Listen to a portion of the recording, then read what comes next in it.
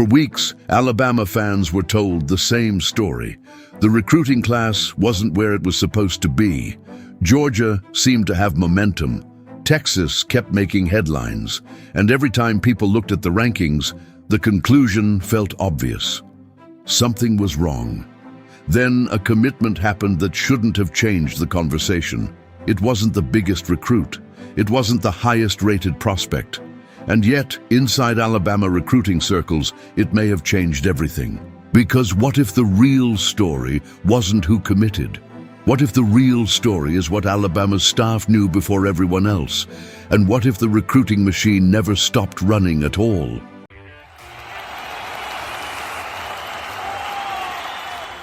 The strange part of this story is that it begins with a belief almost everyone accepted as fact. Alabama was losing ground. That was the narrative. The rankings seemed to support it. The headlines seemed to support it.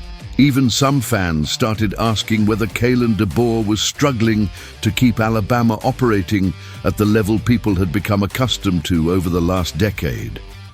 The problem is that narratives can be dangerous, especially when they're built on information everyone can see. Because the most important parts of recruiting usually happen where nobody is looking. And that brings us to Darrius White. When White announced his commitment, the reaction was mixed. Some fans celebrated, others immediately looked at the rankings. And that reaction alone may explain why so many people missed what actually happened. Because Alabama didn't recruit White like a backup plan. They didn't suddenly discover him. Reports from recruiting outlets like On3 and 24/7 Sports indicate Alabama pursued him from the very beginning of the cycle. The staff identified him early. They stayed involved. They fought off competition. And they never seemed particularly concerned about how the public viewed him. That raises a question. Why would one of the biggest programs in college football spend so much time chasing a player that many fans viewed as just another name? The easy answer is that Alabama simply liked him. But the more interesting answer is that this commitment may reveal how DeBoer is approaching recruiting differently than many people expected. For years, recruiting conversations have revolved around stars. More stars meant more excitement. More excitement meant better recruiting. And better recruiting supposedly meant a better future. Simple. Except college football is no longer operating under the same rules. The sport is changing faster than at any point in modern history. Roster limits have changed. Revenue sharing is changing. The transfer portal has changed everything. And in that environment, some coaching staffs are beginning to value something different. Projection, development, fit, not just rankings. The best example might be something happening inside Alabama itself. During recent discussions surrounding the roster, several observers pointed to young players generating attention internally, despite arriving without massive recruiting hype. Players who weren't supposed to create headlines, players who weren't supposed to become talking points, yet somehow they did. Why? Because coaches don't build teams from rankings. They build teams from evaluations. And evaluations happen long before fans ever hear a player's name. The more you examine this situation, the stranger it becomes. Because Darrius White may not even be the most important part of the story. The timing might be. His commitment arrived as Alabama continues pursuing several other major targets. Names like Hayden Stepp continue generating significant attention among recruiting insiders. Other battles remain active. Other decisions are approaching.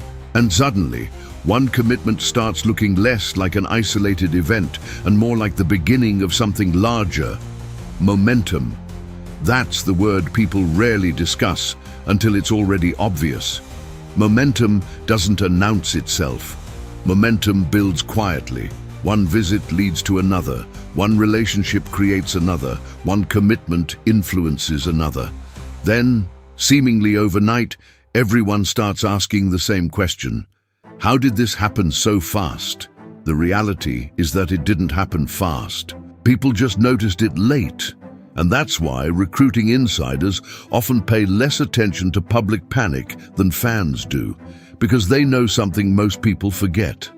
The rankings are a snapshot. Recruiting is a process. Imagine judging a football game after the first quarter. One team might be trailing. The scoreboard says they're losing. The crowd feels nervous. Social media is convinced disaster is coming. Then the game continues. Adjustments happen. Momentum shifts. And suddenly the story looks completely different. The first quarter wasn't wrong. It was incomplete. That distinction may explain what we're seeing right now, because while fans were staring at recruiting rankings, Alabama's staff appears to have been focused on something else entirely: their board, their evaluations, their relationships, and perhaps most importantly, their confidence. Confidence is difficult to measure, but it leaves clues. Programs don't continue pushing for players they don't believe in. They don't spend months building relationships without a reason. And they certainly don't ignore outside criticism unless they think they're seeing something others aren't. Which leads to another uncomfortable possibility. What if Alabama's recruiting class was never as weak as people believed? Not because it's already finished, not because every battle will be won, but because the public may have been measuring the wrong thing. That's what makes this story so fascinating. The commitment itself isn't the mystery. The mystery is why Alabama never seemed worried. Think about that for a moment.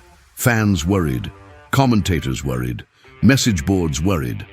But Alabama's staff kept recruiting the same way. They kept targeting the same players. They kept pushing forward, almost as if they believed the panic would eventually disappear on its own. And maybe they had a reason. Because if several upcoming recruiting battles begin breaking Alabama's way, people may look back at this moment very differently. They may stop seeing Darrius White as a routine commitment. Instead, they may see him as the first visible sign that the story everyone believed was incomplete. Not false, incomplete. And that difference matters because false narratives eventually collapse. Incomplete narratives simply reveal more information. Maybe that's what's happening now. Maybe Alabama's recruiting machine suddenly turned on. Or maybe it was running the entire time. Maybe the commitment changed everything. Or maybe it simply exposed changes that had already happened behind the scenes. And perhaps that's the most interesting question of all. While everyone was watching the rankings, what was Kalen DeBoer watching? Because if the answer to that question becomes clear over the next few weeks, Alabama's rivals may discover something uncomfortable. The machine wasn't broken. They were just looking in the wrong direction. So what do you think? Did Alabama fans panic too early, or is this commitment being interpreted as something bigger than it really is? Let me know in the comments. And if you enjoy Alabama recruiting stories that go beyond the headlines and into the real forces shaping the future of the program, subscribe to the channel, turn on notifications, and check out the next video. Because this story may only be getting started.